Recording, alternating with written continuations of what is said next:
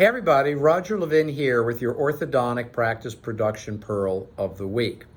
I'm very lucky that I live in a giant laboratory called Levin Group, our company, where we get real world stories from our clients, from people who contact us. We have a huge number of people that reach out to us with questions.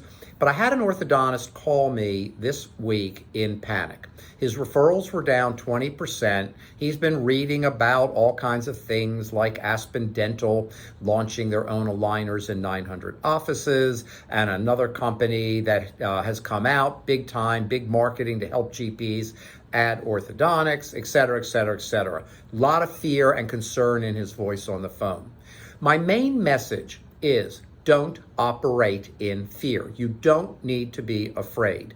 Now, many of you are not afraid, but a little bit of paranoia is good for planning purposes, but you shouldn't ever panic. You shouldn't be afraid. You should simply reach out for help, for guidance, for information. So in the call, I talked to him about our newest national orthodontic survey that will be published in Orthodontic Products magazine, or maybe by the time you're watching this, it's been published.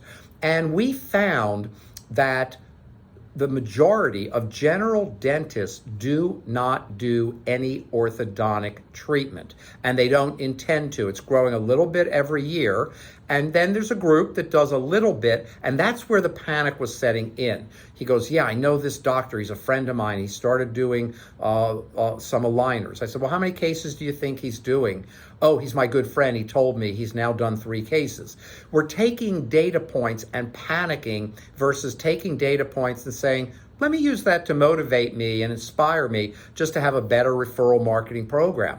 Because 50% of GPs are referring out all their ortho. 30% are doing a little bit of ortho. They're not bad people. Let's get past that idea. They're doing some. It's like the implants. When implants first started, the oral surgeons, the periodontists, would look down on any general dentist who tried to do implants. Now, a lot of them teach them little cases, and they still get tons of referrals. So stop being afraid of what you're reading and hearing, and simply have great conversations with knowledgeable people, people in the know, and design good programming to keep your practice strong. I am very optimistic about the future of orthodontists for those practices that put in their systems, that have referral marketing programs.